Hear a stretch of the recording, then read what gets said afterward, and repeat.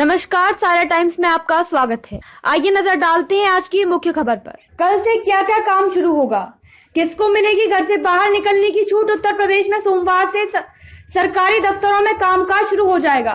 पूरी तरह social distancing व सैनिटाइजेशन के तहत सभी विभाग अपना काम शुरू करेंगे। शुरुआत में विभागों में केवल रोजाना 33% कर्मचारियों व अनुसेवकों से काम चलाया जाएगा। इस तरह सभी कर्मचारी रोटेशन के आधार पर बुलाए जाएंगे, जबकि सभी बड़े अधिकारियों को रोजाना आना होगा।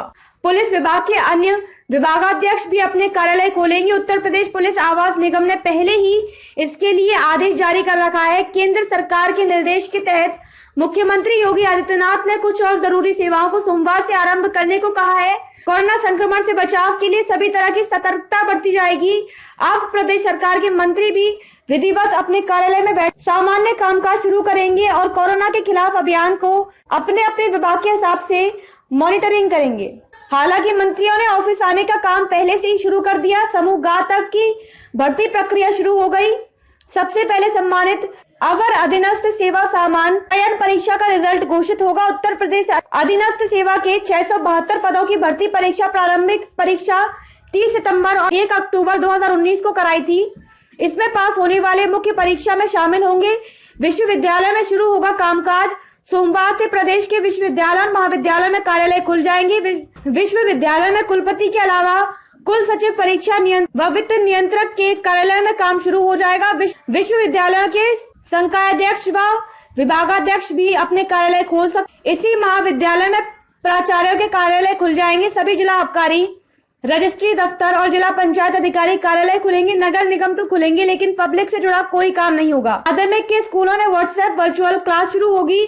परिवहन विभाग में ऑनलाइन रजिस्ट्रेशन और सेवाएं शुरू होंगी। खाद्य विभाग पहले से खुला है। आंगनबाड़ी पहले से घर घर जा रही है। कार्यालय जाने वालों को छूट के साथ लॉकडाउन में रहेगी सख्ती। कोरोना महामारी के प्रकोप के चलते लागू लॉकडाउन में पुलिस का असल इम्तिहान सोमवार को होना है। सीमित संख्या में उपस्थिति के निर्देश के साथ कार्यालयों को खोलने के फैसले ने पुलिस की चिंता बढ़ा दी है। पुलिस को आशंका है कि ड्यूटी के लिए जरूरी बताए गए कर्मचारी के पहचान पत्र का दुरुपयोग हो सकता है। इस आशंका को देखते हुए पुलिस को लॉकडाउन को लेकर सख्त रहने के निर्देश दिए गए हैं। डीजीपी मुख्यालय ने रविवार को पूरे दिन इस मसले पर मंथन किया।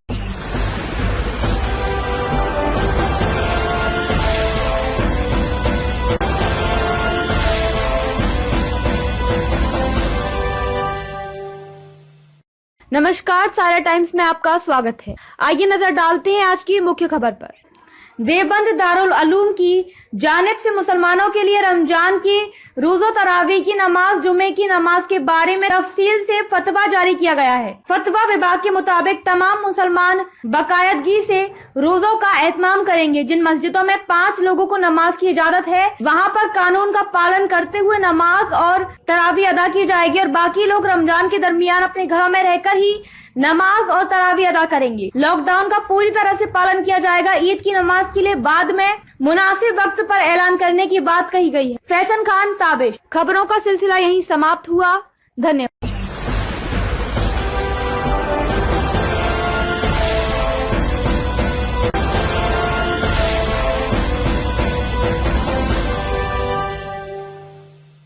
नमस्कार, सारा टाइम्स में आपका स्वागत है। आइए नजर डालते हैं आज की मुख्य खबर पर।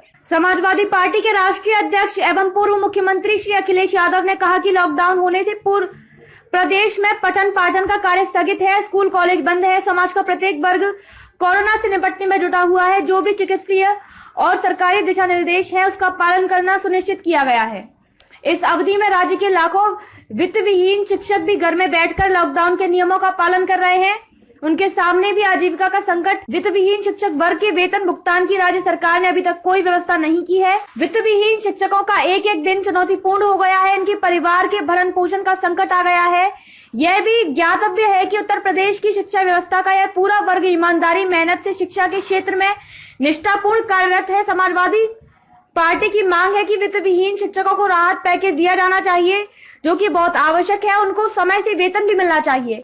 श्री अखिलेश यादव ने कहा कि नौकरी पेशा लोगों, शिक्षकों तथा भूखे प्यासे लाचार श्रमिकों के साथ उत्तर प्रदेश सरकार को भेदभाव नहीं करना चाहिए।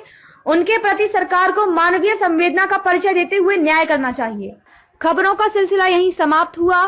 धन्यवाद।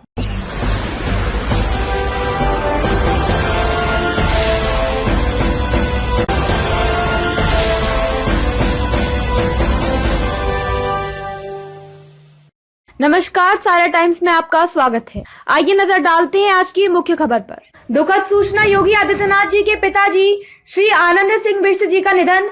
भगवान दिवंगत आत्मा को शांति दे। खबरों का सिलसिला यहीं समाप्त हुआ। धन्यवाद।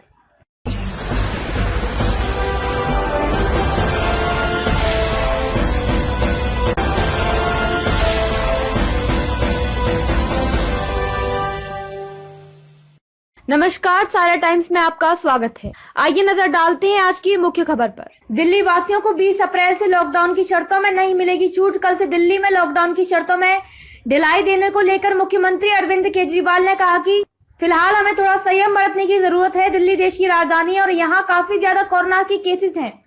दिल्ली में लगातार मामले बढ़ते जा रहे हैं। लॉकडाउन में ढिलाई दी गई तो स्थिति और भी भयावह हो सकती है। उन्होंने कहा कि सरकार ने फिलहाल लॉकडाउन में राहत नहीं देने का फैसला लिया है। इससे लोगों को परेशानी होगी, लेकिन कोरोना से बचने का यही एक कारगर उपाय है। सीएम ने कहा कि एक हफ्ते के बाद एक्सपर्ट्स की राय लेने के बाद हम लॉकडाउन की शर्तों में ढिलाई देने पर विचार कर सकते हैं, लेकिन फिलहाल के लिए यह संभव नहीं कि लॉकडाउन में छूट दी जाए। उन्होंने कहा कि दिल्ली के सभी जिले हॉटस्पॉट घोषित हैं। पिछले कुछ दिनों में कोरोना के केस में तेजी से बढ़ोतरी हुई है। दिल्ली में शनिवार को 736 केस की टेस्ट की रिपोर्ट आई। उनमें से 186 मरीज पॉजिटिव निकले हैं। इन सभी को पता नहीं था कि उन्हें कोरोना है, वो इसे लेकर घूम रहे थे।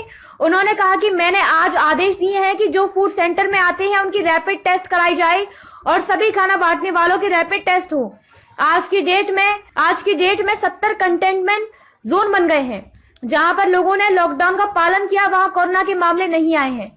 सीएम ने कहा कि आज दिल्ली में मोटे तौर पर 1900 कोरोना के केसेस हैं। उनमें से 26 मरीज आईसीयू में हैं और 6 वेंटिलेटर पर हैं।